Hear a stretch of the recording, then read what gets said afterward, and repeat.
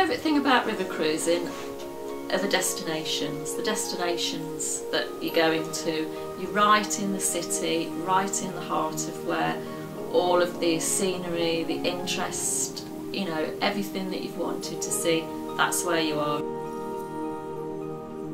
I'd say the Mekong, going to Vietnam and Cambodia, fantastic.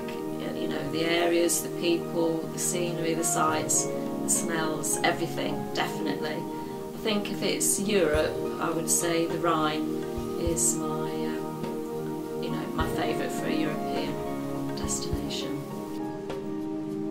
So if you're looking at Europe, you're looking at the Rhine, the Douro, the Danube. If you're wanting to go further afield, you can go to Russia, the Mekong, as I've already said. You can go to America, the Mississippi.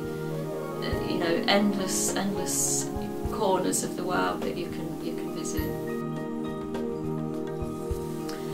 Varies from cruise line to cruise line. The cruise lines go from a 3-star way up to a 6-star, so same as ocean cruising. You will always get your food included. If it's a fly cruise, you'll get your flights and your transfers, etc. included. Then as you go up the scale, you will get tours included each day. Sometimes you'll get a choice of tour. You will also get drinks. Some of the companies will do drinks with your meals only, and other cruise line will offer an all-inclusive drinks basis, gratuities included as well, port charges, etc.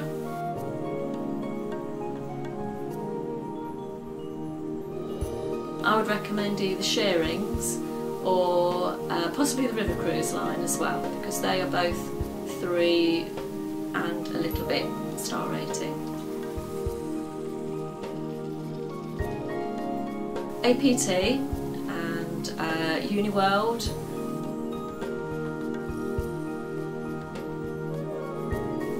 Excellent. So again, it will depend which cruise line you book with, what star rating, but you'll generally find you will have a hairdresser on board, a gym, albeit very small obviously, but a gym. You will also get up on the top deck, some of the cruise lines will have a small pool or a spa and the ginormous giant chess game. In the bar you will have low-key music playing, so that will either be perhaps a chappie playing a piano, or it could be just some nice background music, but it's just a nice, easy, informal way to start the evening, you know, before dinner.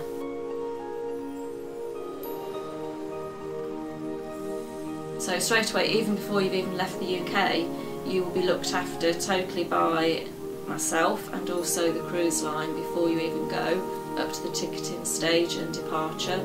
So then if you're fly cruising, you'll be met at the airport on the other side by the rep. Again, if you're doing a coach, one of the coach companies that we use, you will be fully looked after by coach, and also if you travel by Eurostar, again on the other side you'll be met by the representative and taken to the ship and then looked after throughout your cruise. From everything that's included, so as I've said, you know, with regards to the tour guide services, a lot of them offer the gratuities included, so you don't have to pay anything extra for tips. The tours are included, drinks are included with a lot of the cruise lines. So again, it's value for money in that you don't need additional lots of spending money when you're actually overseas.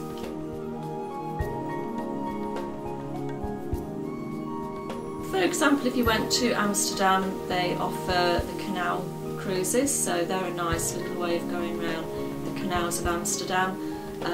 In Melk you'd have a visit to Melk Abbey, so the cruise lines know where to take you. They take you to everywhere that is of interest. They also note ages of passengers, so if anybody's worried about the level of the tour, they will have small groups and take note of people's ages, mobility, and you don't need to worry if you're possibly not too quick on your feet.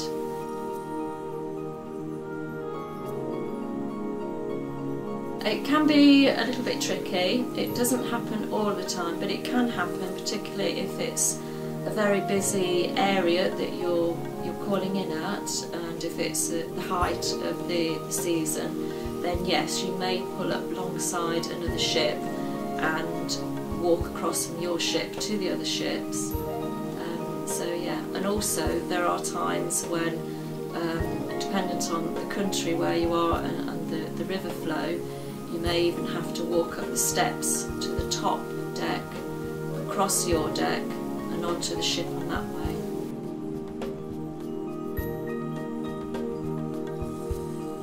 I think, bearing in mind what I've already said with regards to ships that you may have to cross over to, that's not a good idea. Also, the ships do tend to have lifts, however the lifts aren't to every single floor, and they're certainly not to the top floor, the sun deck.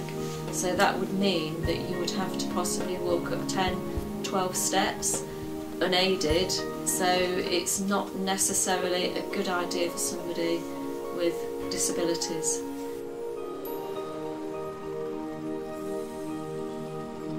I'm 100-160 passengers, which means it's nice and small, it means it's intimate. You get to know your fellow guests, you get friendships going, and it's a really lovely feel.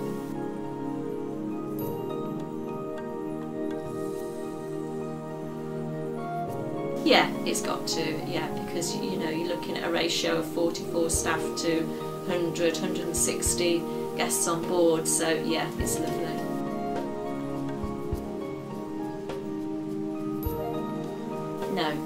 No, they aren't, because everybody's doing different things. You found a nice lounge where you can sit and just have a coffee. You'll get passengers that are wandering around, sitting on the top. Somebody may take advantage of the hairdressers. So no, it's not cramped at all.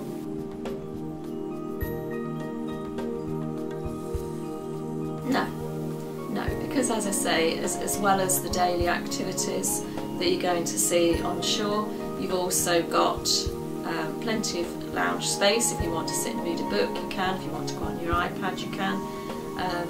Excellent facilities all round.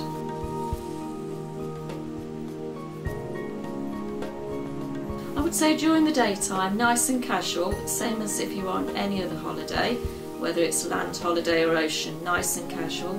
During the evening, it would be more casual, formal casual. So I would say if you're going out to dinner at a restaurant, something nice. That would be the same for the chaps and the ladies. Definitely no dinner jackets or ball gowns or tiaras, but something, you know, a little nice. And they'll also have your find on first night or welcome night. So it's a low-key formal affair. I've been on the lower end, at a 3.5 star rating, where you don't get so many things included, such as the drinks and the tours, etc. Plus also I've been on the 6-star level where everything is included for you, so yeah.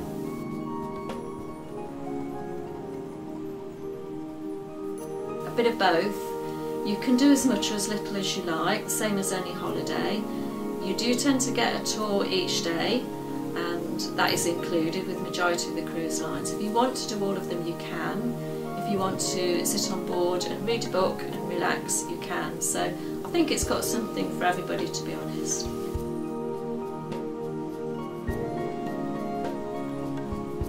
During the evenings, you will meet in the bar, usually, and the tour director will tell you the information of what's going to be following tomorrow, the following day.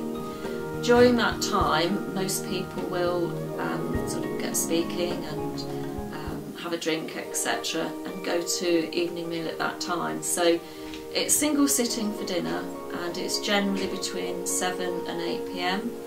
and you can usually choose where you want to sit and with who you want to sit with. Excellent.